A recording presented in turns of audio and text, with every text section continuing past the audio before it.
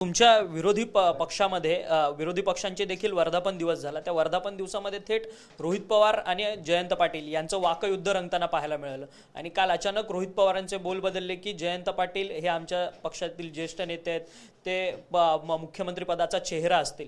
एवढा 180 डिग्रीचा संपूर्ण हा सगळा प्रवास मला वाटतंय काल रोहित पवारांचं जे वक्तव्य होतं, एखाद्या व्यक्तीच्या गळ्यावर सुरा ठेवून बोलायला लावतात तशा पद्धतीचं ते वक्तव्य आणि त्यांच्या चेहऱ्याचे हावभाव होते। नेमका रोहित पवाराच्या गळ्यावरती सुरा हे बोलण्यासाठी कुणी ठेवला हे आधी पाहावं लागेल। कारण जो व्यक्ती भर स्टेजवरती विरोधात बोलतो, जो व्यक्ती अनेक महिन्यापासून त्यांच्या विरोधात एक यंत्रणा चालवतो, तो व्यक्ती एकाच दिवशी कसा बदलतो? कारण कुणीतरी मोठे इंजेक्शन तरी द्यावं लागतं, नाहीतर गळावरती सुरा तरी ठेवावं लागतं। त्यावेळेस अशा पद्धतीचे विधान येतात।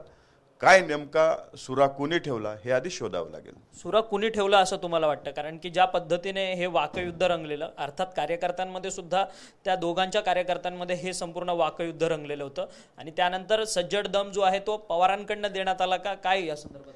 मला वाटतंय TV9ची यंत्रणा खूप स्ट्रॉंग आहे आणि शोधपत्रकारिता तुमची खूप चांगली आहे। मला वाटतं की ते तुम्ही शोधून महाराष्ट्राच्या जनतेला सांगाल की रोहित पवाराच्या गळ्यावरती सुरा नेमका कुणी ठेवला होता।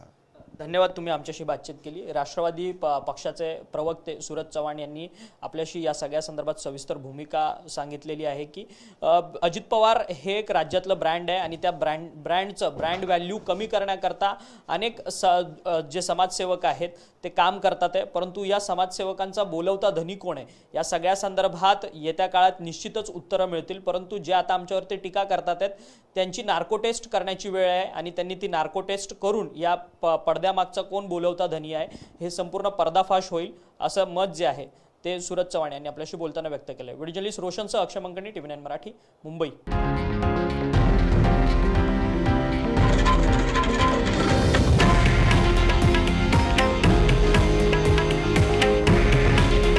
हे आहे देशातील नंबर 1 न्यूज नेटवर्क आणि आपण पाहत आहात TV9 मराठी। काळजी तुमची, हित महाराष्ट्राचं।